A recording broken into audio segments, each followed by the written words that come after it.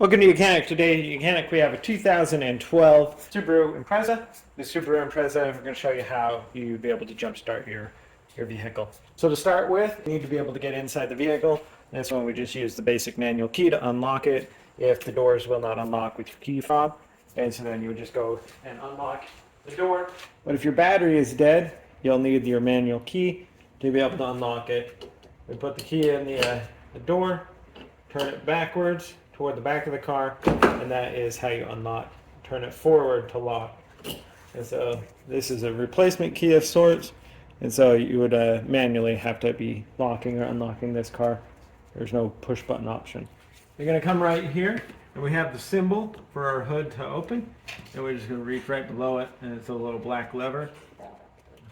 Pull that, and that unlocks the safety latch from the front. And now we can go around front and open up the hood.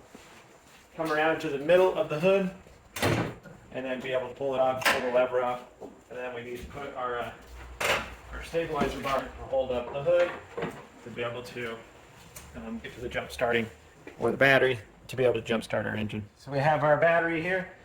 We can see that these connections look a little bit dirty. So that could be just as simple as just that needs to be cleaned, and then put your battery cables back on, and maybe that was all it was the issue. Didn't have a good connection, but you're definitely going to check your connection, and if that's all good, then we go ahead and can put a jumper box or your jumper cables between your car and another car, and then be able to start your vehicle.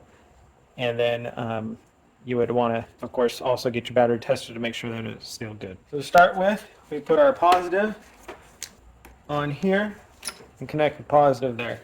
Then you connect the positive and the negative on your donor donor battery on top of the battery.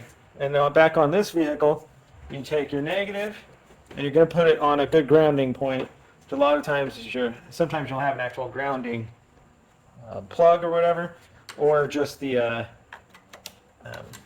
shock strut a lot of times works good. You just want to find a good exposed bolt to be able to ground your negative cable to.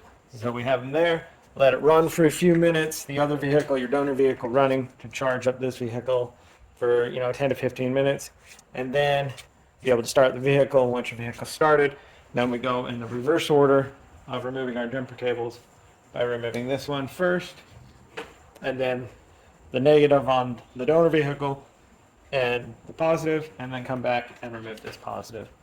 And so that's how you would jumpstart your vehicle. This 2012 Subaru. Thanks for watching YOUCANIC, where you can do YOUCANIC.